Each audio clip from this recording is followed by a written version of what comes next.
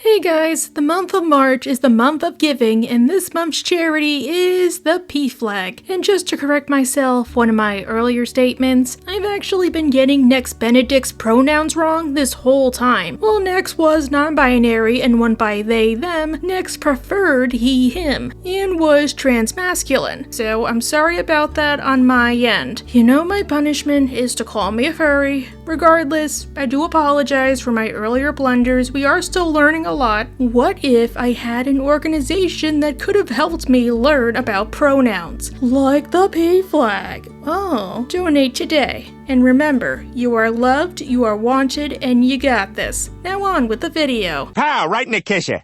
Pow, right in the kisser. Pow, right in the kisser.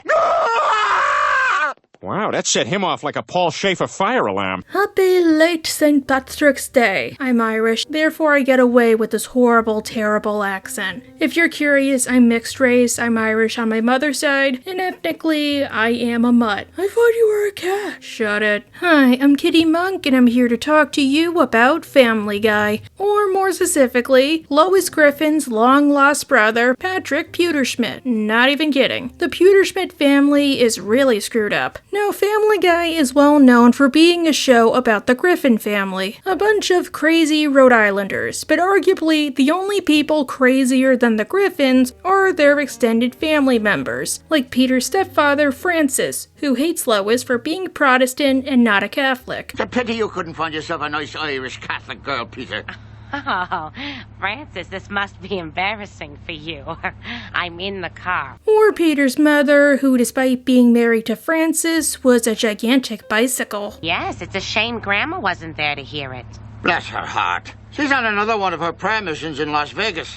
Hit me, you 5-card stud. Maybe she wanted to reenact that part of It's Always Sunny where we meet Charlie's real father. Spoilers! Then there's the Pewterschmidts. While Carter can often be a stereotypical rich guy, there's a lot of skeletons in his closet. A lot of skull and bones. That's probably why he's part of the Skull and Bone Society. There's forcing his wife to hide her Jewish heritage, withholding the cure for cancer, and most notably, institutionalizing his own son. So, let's discuss. In Family Guy, Lois has two siblings. There's Carol, who's known for having multiple divorces, and also a baby we never see after it's born. Maybe she lost custody. And Patrick, her crazy brother. We first meet Patrick in the episode, The Fat Guy Strangler. Not subtle at all, guys. But like most Family Guy episodes, it's gonna take a while to get there. So let's discuss. One morning, Peter is getting ready for his physical. Oof, that means he'll have to feel the cold finger of injustice, courtesy of Dr. Hartman. Relax, he be a doctor. Only he doesn't want to go, as he wants to skip his physical to go have steaks with his friends, because he can't just go there after his physical. So to hide any record of his crimes, he forces Brian to wear a Horse for Two costume, for some reason. Maybe he got the idea from Jeff and Haley. Lois, I'm going to my physical now. Okay, honey, I'll see you later. Not gonna lie, that's kinda cute. What the hell? I'll just ask it. Why do we need the horse suit for that? You're no fun. Peter takes Brian to the steak restaurant. Oh, that's sweet. He rewarded him, which turns out to be super duper cheap all you can eat. Those are real, and they're less than $10. Does Texas Roadhouse do that? In the process, they end up eating a lot of steak. Okay. All right, that's 7 16-ounce steaks. Peter, maybe you should try that steak challenge from King of the Hill. It's actually based on a real restaurant challenge in Amarillo, Texas. I'm not even joking. The only exception is Joe, who can't finish his steak and feels too full. Still, the guys encourage him to finish. Well, that's what she said. No, I said I'm not hungry! Where is it now, huh? Where is it now? Easy, sailor. Easy. Put the gun down, Joe. Joe, I understand your anger, but couldn't you just ask for a box and eat it at home? There's this thing called leftovers. At home, Lois is watching TV. $6.75. Steven. $7.80. $7.80. Tammy. What was the last bid? $7.80. $7.81. you. Fun fact, Seth MacFarlane has never met Bob Barker, despite how many times he's guest starred. I'm guessing he recorded from home or over the phone. Yeah, that rhymes. I wonder how often this happens with guest stars. And the scene apparently took years to make. Just to put it out there. Peter comes home and lies and says his physical was a success. Good, yeah, too good. Matter of fact, you know what the doctor said? Doctor said I was too healthy, you know?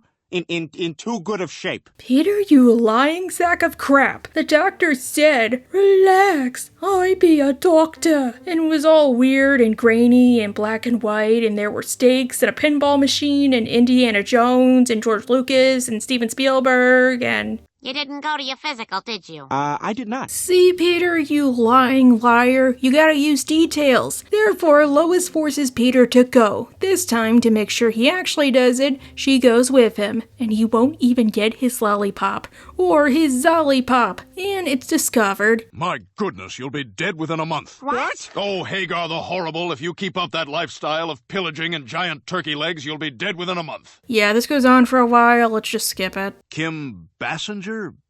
Basinger?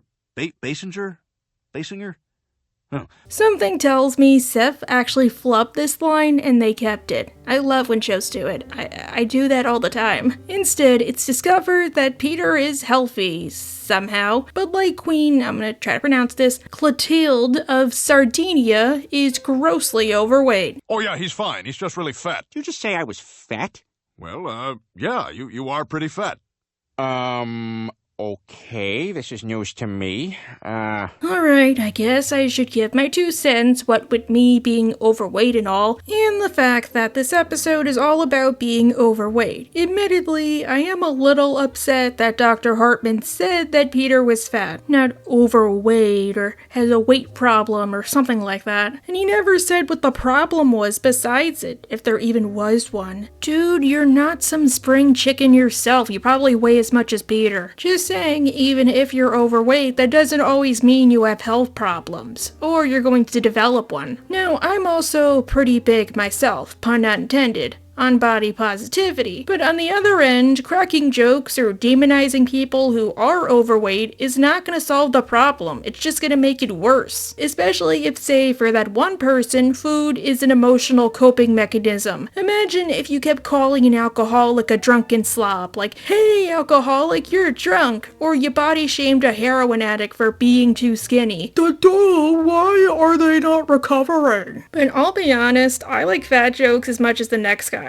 It's fun to laugh at yourself. One of my favorite Family Guy jokes is the tuba sequence. And one of my favorite characters is Toot, because I like the point that she used to be considered attractive and now she's forced into the role of the B word. I just hate how being overweight can be the only joke. Like how Homer arguably is a little overweight, but the show acts like he's so fat that he needs to be carried around by a crane, even if somebody like Barney is fatter than him. Wait, getting off track. Peter starts to realize he's fat, not big boned. If I was fat, could I do this with a hula hoop?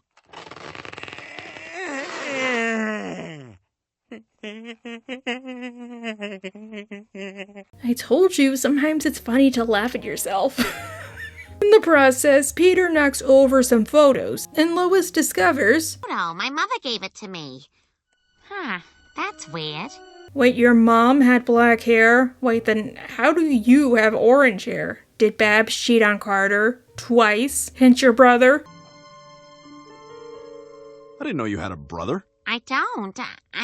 I don't think so. Lois doesn't recall having a brother, even if she should be old enough by now to remember. Just saying, the age gap should not be that major. If I'm fat, then Stewie's fat too, because we wear the same size onesie. Peter, speaking from experience, you could try Spanx and maybe some pantyhose, but it does suck to have to perform huge feats of engineering just to fit into cosplay, or to use tape. I can't even use tape because my boobs are too big. Lois calls her father to inquire about this mysterious child. Hello, Pumpkin. Hello, Daddy? Did I miss your piano recital? Wait a second. Does he call her Pumpkin because her hair is orange? If so, that is so cute. Lois tries to ask if she has a brother. Do I have a brother?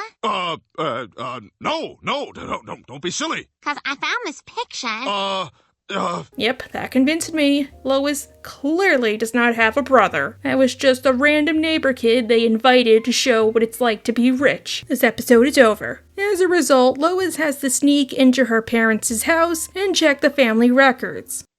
My God, how does she sleep at night knowing she has to funnel this old duffer's hog? Well, Lois discovers her brother's name is Patrick and that he lives in Brookfield, which apparently isn't a real place, I think. Is it? Maybe it's like a neighborhood? However, Patrick is not an illegitimate son, like I was expecting. What, I don't put it past Carter, that could be a whole episode, like Lois discovers she has like a secret brother that Carter's been paying off to keep quiet. Of course, Lois wants to meet Patrick, at any cost. The next day, Brian tries to convince Peter that he's overweight, through a highly unorthodox method. What is this?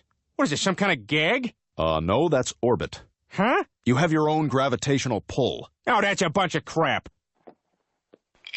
You know what? Maybe I'm not that overweight. Maybe I'm fine, because unfortunately, I don't have this divine power. The family, minus Peter, don't worry, you'll see why, goes to meet with Patrick, and it turns out he's actually in a mental asylum. 56 Meadow Lane.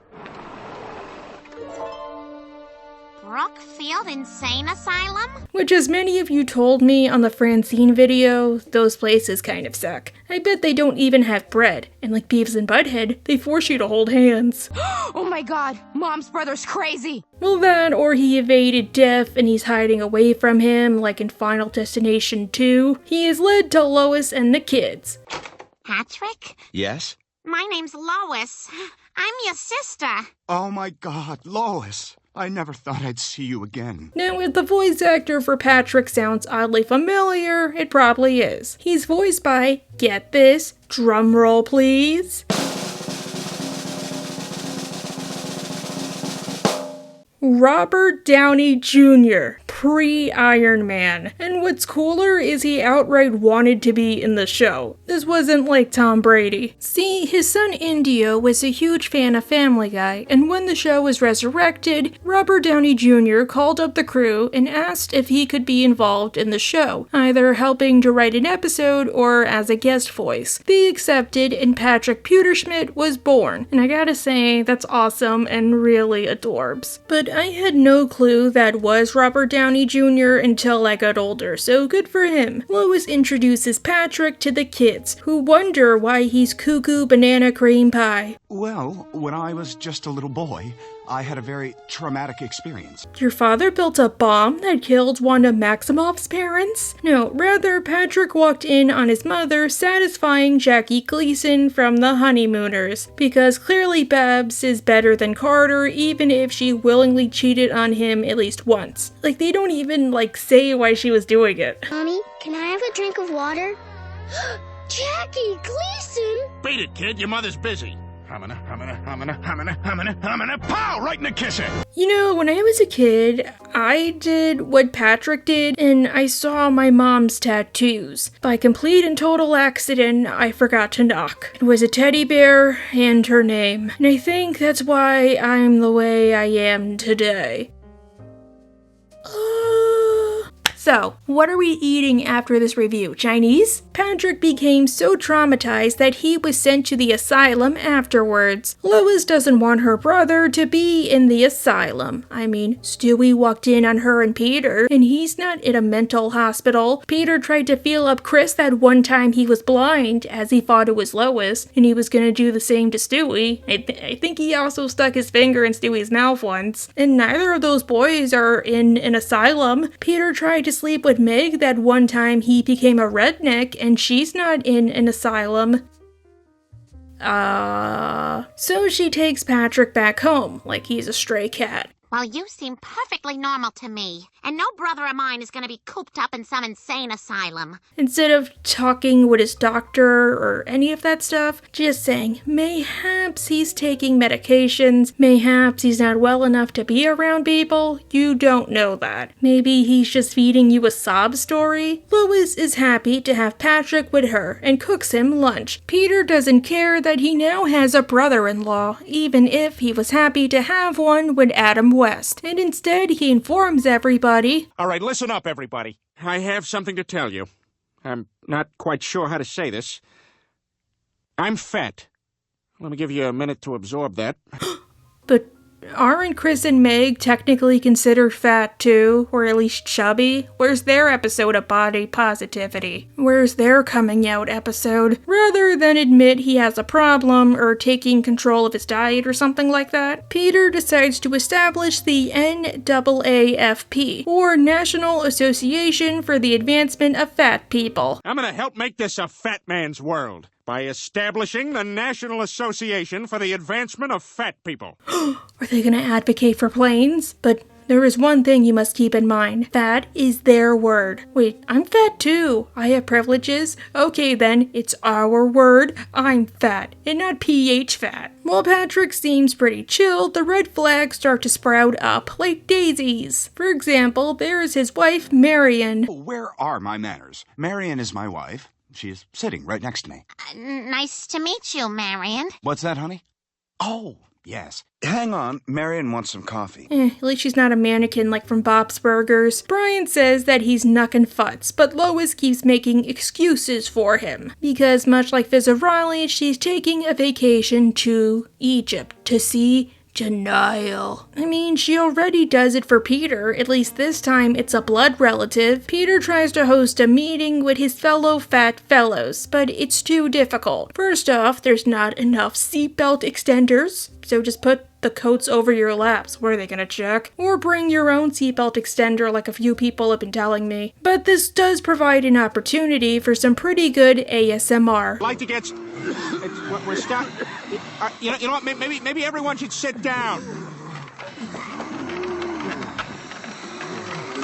Granted, I just want to point out how it's all guys, like a hot dog pack reminiscent of the New York Knicks. Maybe it's meant to make a discussion on a double standard on plus-size men versus plus-size women, which only really came up on Steven Universe and Shrek, where plus-size women, it's acceptable, and raging against the system. Good for you, gals. If it's a dude, ew, you're disgusting. Stop eating the Big Macs, you pigs. But, hey, that's probably me looking too deeply into things. The next day, Stewie and Brian have to babysit Marion.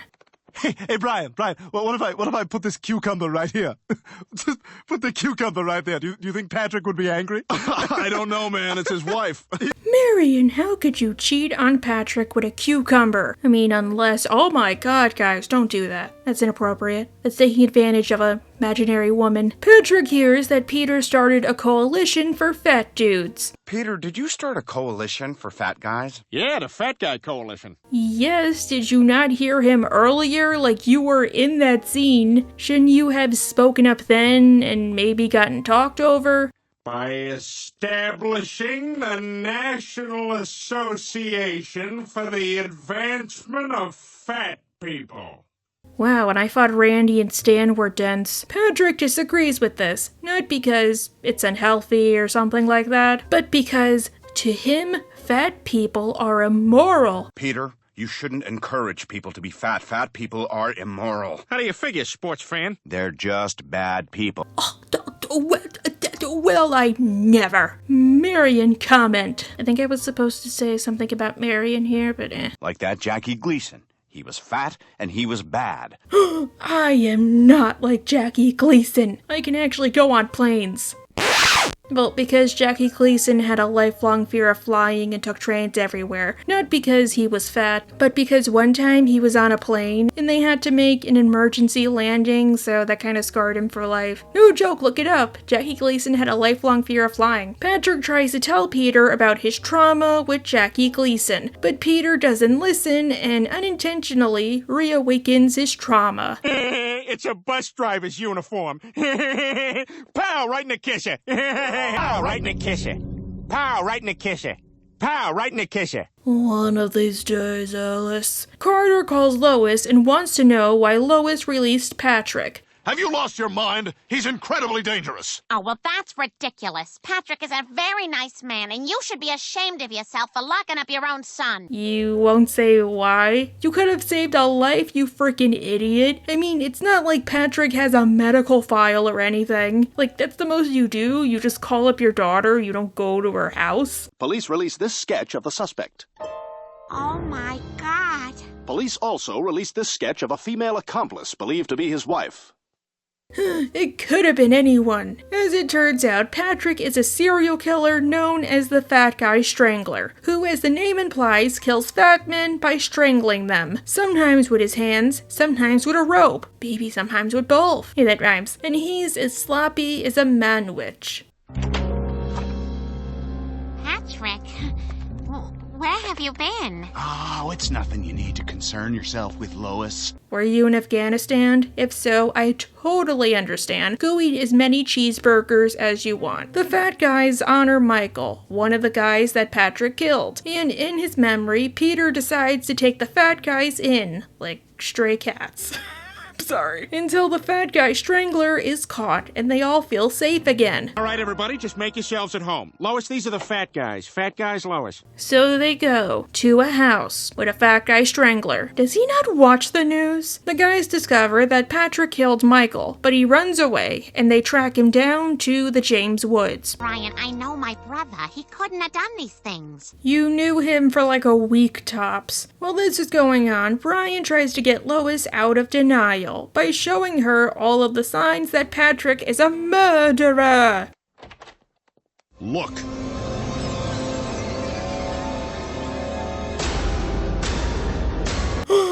Oh my god! You put him in Meg's room? No, I'm sorry, I know what he's getting at. Eventually, it cracks into Lois's fat skull that Patrick might have killed a few people. What about the half-dead fat guy in the corner? Patrick tried to kill me. Well, maybe it's a different Patrick. Lois! Okay.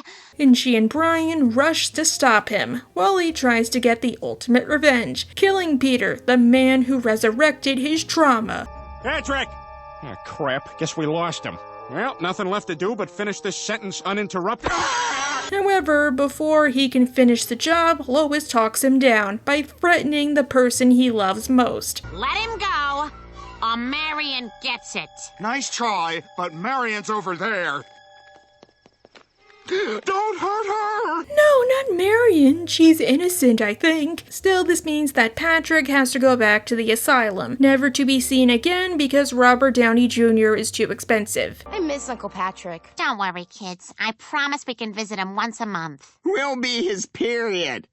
Better period than mine. This time I bled through 4 pairs of PJ pants. The only saving grace is I can actually drink as much soda as I want because my anxiety goes down. While a great episode, I do have some complaints. Like I wish they resolved the whole issue with Peter's coalition. They show up here and we never see them again. Like, what if they got too scared by Patrick that they end up disbanding? Or deciding they need to lose weight? Or Peter's weight actually does save the day because it makes it harder for Patrick to kill him. I mean, it happened to Lord Manderley in Book 5, spoilers. Or maybe the fat guys could go after Patrick in the final showdown, and they want Patrick to suffer. And then he defeats them all, and then right as he's about to choke Peter, Lois and Brian come and stop him. Or Patrick can knock them all out, or I don't know. It just seems so weird they disappeared. Hey, that rhymes. Granted, while they never appear again, we do see Patrick in the episode Killer Queen,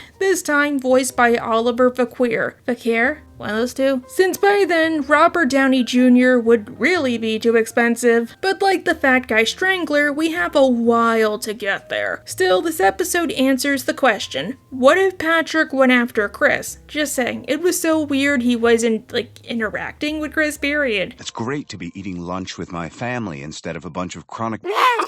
Those people are disgusting. Is it lonely up there on your pedestal, Patrick? They never even try to justify it, like he only goes after guys who resemble Jackie Gleason, and the reason he went after Peter was because of his horrible impression. This time, Chris, under Peter's instruction, competes in a hot dog eating contest, and he's up against Charles Yamamoto, a world-renowned hot dog eating champion. Oh my god, that guy is huge!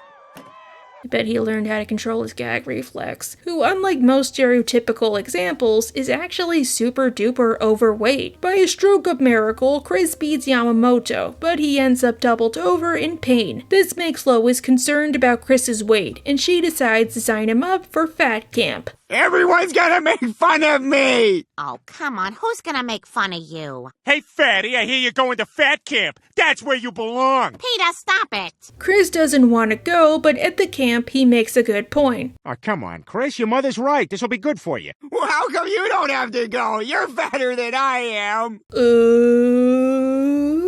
I mean, remember when Peter said it was better to lose the weight naturally through exercise and proper diet, and then he got liposuction and looked like Squidward? He's got a point. So Peter goes with him, and they sort of have a good time, such as telling ghost stories. Then the man, weak with hunger, raced from the refrigerator to the counter to look for a delivery menu.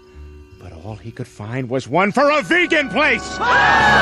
Please tell me that they at least serve fries. Fries are vegan, right? But on the bright side, at least Barry from American Dad is there. Yeah, sure.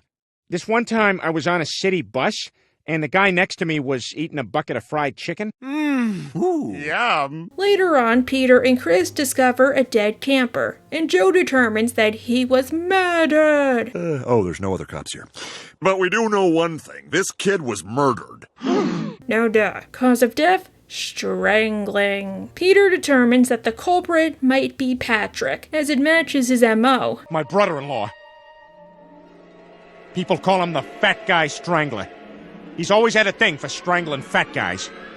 Wow, that's oddly dark, especially for a show like this. But in hindsight, I disagree. We know that Patrick has a problem with fat guys, but if I had to find a way to justify it to myself, his problem is more so with fat men, not with children or teens. He was pretty cordial to Chris, even after his trigger was pressed, and we know that Patrick was pretty sloppy and generally takes the bodies with him after a job, either as a trophy or because he doesn't know what to do with them. Point is, he would never do what happened here. They would simply go missing. Peter calls up Lois to tell her about the murder, but he's at least grateful that Patrick is in the nut house. Mom?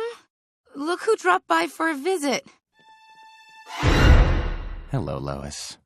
Patrick! It's been a long time. Darn it, Peter, you just had to jinx it, didn't you? But I do like his new voice. It sounds really soothing. Peter, Chris, and Joe race back home to confront Patrick. Patrick claims that he did not escape. He was released. Somehow, by somebody. Escaped? I didn't escape. Just this morning, a very nice gentleman opened my cell door and said I was free to go. Yeah, nice try. That's not how it works. And they can't just call up the asylum and confirm. However, it turns out his story checks out, as somebody dies when Patrick is at the Griffin household, meaning he possibly couldn't have done it. That means... Patrick can't be the killer. That's what I was trying to tell you. Acknowledged. I'm on it. Or maybe he's working with an accomplice, but no, here he's innocent. He's feeding. He killed twice and he's gonna do it again. He's got plenty of places to hide out there and a fully stocked corral of victims.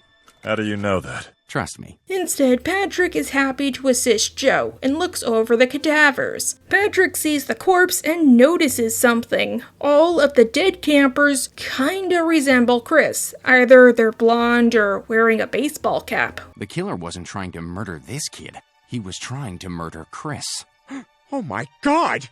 Why would anyone want to kill Chris? I mean, I can think of a few reasons. Patrick realizes that Chris is in danger. Oh, try to guess the reasons down below. And because they spent way too much time panty raiding. Oh no, a gust of wind!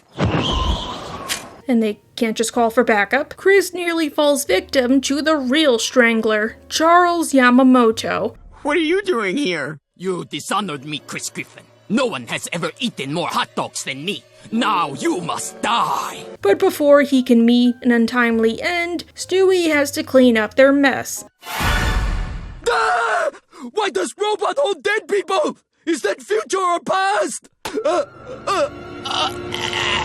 Patrick says that Charles was the one who framed him, having released him and saying he was free to go. Well, then it all makes sense. Yamamoto wanted it to look like you broke out on your own. That way, when he murdered Chris, it was a cinch that you would take the blame. But with his record cleared, Joe decides to apologize. I guess we all owe you an apology.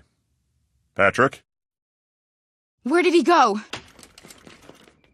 Damn it, he must have gotten away. Why did he go away? No, seriously, why did he just run away? They were gonna apologize. I'm sure this would equal like a pardon or something like that, or a commuted sentence. I'm sure the Griffins wouldn't mind having him at the house after this, provided he keep up the act. It's so weird he would just escape. And like, where did he go? To join the adventures? That's why I like the idea that they should have made Patrick an accomplice. Or maybe he unwittingly gives Yamamoto the idea to go after Chris, and he feels too guilty staying with them afterwards. I don't know. But whatever happened to Patrick Pewterschmidt? I don't know. Like I told you, I really don't know. He hasn't really appeared since this episode. I don't even think he's been so much as mentioned. And it's weird. If I had to guess, maybe it's because there's really nothing to his character. Even if they can't just make jokes out of him being mentally ill. I mean, you kind of do the same with Kevin, guys. But it's so weird he's not even mentioned. Maybe he's having a friend for dinner. Anyhow, happy late St. Patrick's Day. What do y'all think of the theory that Patrick killed Jackie Gleason, and that's why he's in the mental asylum? Anyhow,